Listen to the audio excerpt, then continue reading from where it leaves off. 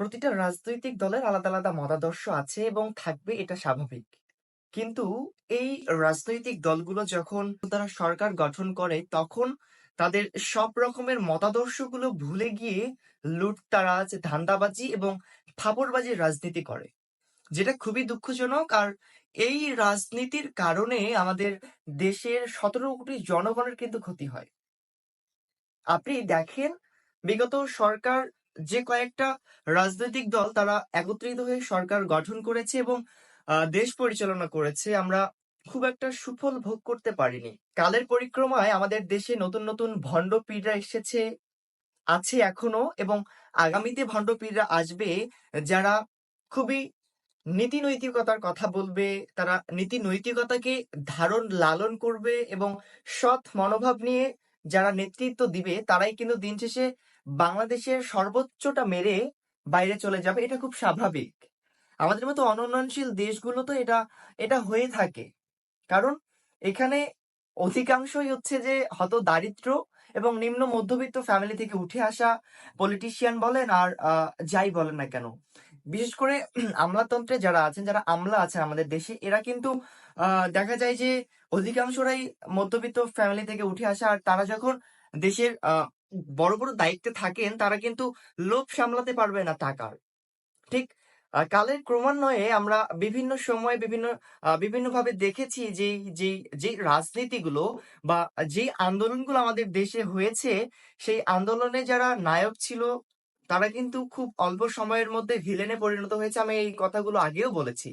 তো আজকের যেই মূল মোটিভ আমার কথা বলার, সেটা হচ্ছে আওয়ামী লীগ নিষিদ্ধকরণে গতকাল রাতে হাসনাত ভাই তিনি একটা তার ফেসবুক স্ট্যাটাসে দিয়েছেন যে আওয়ামী লীগ নিষিদ্ধকরণে লং মার্চ টু যমুনা।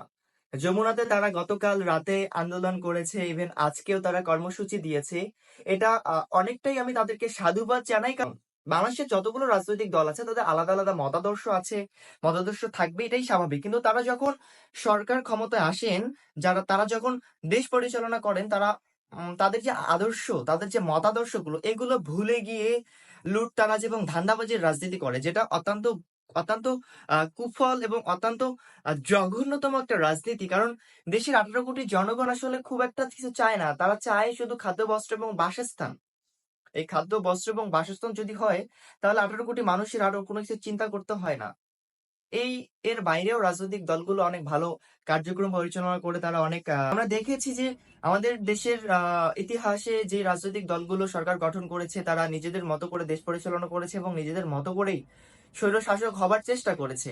আর তারই ধারাবাহিকতায় আওয়ামী লীগ অনেক বড় একটা রাজনৈতিক দল ছিল। ইভেন এখন তাদের মাঠে কোনো রাজনৈতিক কর্মকাণ্ড নেই, কিন্তু তারা বিগত আমলে, বিগত সরকারের যেই সময়গুলো ছিল, তারা কিন্তু খুবই বাজে কার্যক্রম পরিচালনা করেছে। ইভেন আমরা দেখেছি বিভিন্ন সময় আন্দোলনগুলোকে এবং ন্যায্য দাবিগুলোকে প্রোটেক্ট করার সময় তারা ছাত্রলীগ সহ এবং যুবলীগ বা তাদের অঙ্গ যে সংগঠনগুলো ছিল তাদেরকে দিয়ে কিন্তু আন্দোলনগুলো দমানোর চেষ্টা করেছে, যেটা খুবই দুঃখজনক। কারণ সঙ্গত কারণেই দেশ যেহেতু গণতান্ত্রিক রাষ্ট্র, তো গণতান্ত্রিক রাষ্ট্রে বিভিন্ন রাজনৈতিক দলের মতাদর্শের মানুষ থাকবে, এটা স্বাভাবিক। কারণেই এই আওয়ামী লীগ নিষিদ্ধ, কারণ তাদের যে কর্মকাণ্ড, তাদের যে অ্যাক্টিভিটিস গুলো আছে, এই অ্যাক্টিভিটিস গুলোর উপর ভিত্তি করে আমার কাছে মনে হয় যে 17 কোটি জনগণ খুব একটা ক্ষিপ্ত তাদের উপর, কারণ তাদের কার্যক্রমগুলো খুব একটা ভালো ছিল না।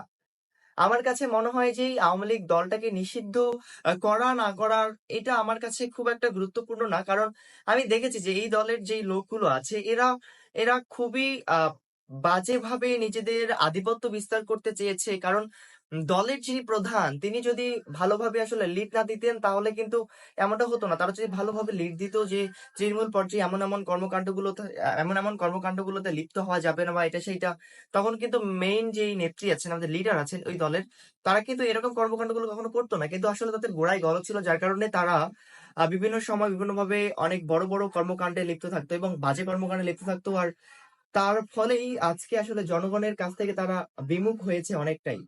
বিশেষ করে জামায়াত, অন্যান্য রাজনৈতিক যে নতুন যে রাজনৈতিক দলগুলো আছে, তারা তো কোনোভাবেই চায় না যে আওয়ামী লীগ পুনর্বাসন হোক বা আওয়ামী লীগ দেশে কোনোভাবে ফিরে আসুক। আসলে এটা আসার কোনো কারণ আমি দেখছি না। কারণ আওয়ামী লীগ এমন কর্মকাণ্ডে লিপ্ত ছিল এবং এমন ভাবে দেশ পরিচালনা করেছে যে তাদের আসলে কোনো রকমের জবাবদিহিতা নেই। একটা দেশের যদি কর্মকাণ্ডের মাধ্যমে যদি জনগণের কোনো জবাবদিহিতা না থাকে তাহলে সেই দেশের আসলে দেশে রাজনৈতিক কর্মকাণ্ড পরিচালনা করার কোনো আসলে ওয়ে দেখছি না আমি। আর কোনো অধিকার নেই তাদের।